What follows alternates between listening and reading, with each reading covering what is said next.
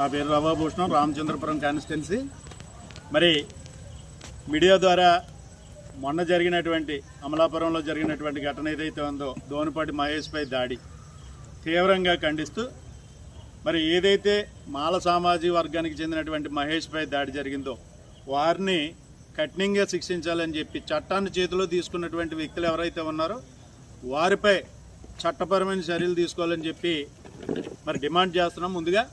మరి same time మరి నిన్న ఏం జరిగిందనే విషయాన్ని మేము అమలాపురం వెళ్ళి పూర్తి వివరాలు తెలుసుకున్న తర్వాత మరి ఏదైతే దోనిపాటి మహేష్, శంకర్, ఉదయ్ శంకర్ అనే వ్యక్తులు ఇద్దరు మరి ఉద్యోగాల పేరుతో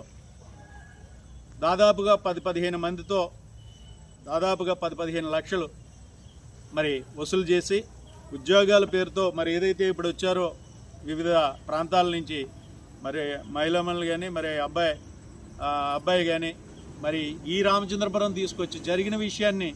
ఎందుకు ఇక్కడ చెప్పవలసి వచ్చిందంటే ఈ రామచంద్రపురం నియోజకవర్గానికి శాసనసభ్యులుగా రాష్ట్ర మంత్రివర్యాలుగా ఉన్నటువంటి వాసనశెట్టి సుభాష్ గారిపై 2 రోజుల నుంచి మరి సోషల్ మీడియాలో ట్రోల్ జరుగుతున్నటువంటి విషయాన్ని మరి మీడియా ద్వారా మేము వాళ్ళని తీసుకొచ్చి ఇక్కడ చెప్పించడం ఒకటి. మరి మేము నిన్న అమలాపురం వెళ్ళి విషయాన్ని తెలుసుకున్న తర్వాత మరి ఏదైతే మరి దోనిపాటి మహేష్ని కొట్టడం కానీ మరి ఉదయ శంకర్లను కొట్టడం కానీ జరిగిన విషయంలో పూర్తిగా ఖండిస్తూనే మరి ఇలాంటి వ్యక్తులు మరి అనేక కుటుంబాలను మోసం చేస్తూ ఉద్యోగాల పేరుతో మరి డబ్బులు వసూలు చేసినటువంటి ఘటన ఏదైతే ఉందో వాళ్ళ తరపున ఈరోజు మేము పూర్తిగా వాళ్ళపై చర్యలు తీసుకోవాలని డిమాండ్ చేస్తూ మరి ఏదైతే మాల సామాజిక వర్గానికి చెందినటువంటి దోనిపాటి మహేష్ ఉన్నాడో మరి ఇలాంటి వ్యక్తుల వల్ల కులంలో చెడ్డ పేరు వస్తుంది. సేమ్ టైం కొంతమంది రాజకీయ నాయకులు కానీ రాజకీయ పార్టీలు కానీ ఏదైతే అమలాపురంలో మరి వైసీపీ వాళ్ళు కానీ మరి ఈ రాయల్ కాలేజీని అడ్డం పెట్టుకుని రాయల్ కాలేజీకి సంబంధించిన ఓనర్స్ ఏదైతే ఉన్నారో వాసనశెట్టి సుభాష్ గారు కానీ వాళ్ళ నాన్నగారిపై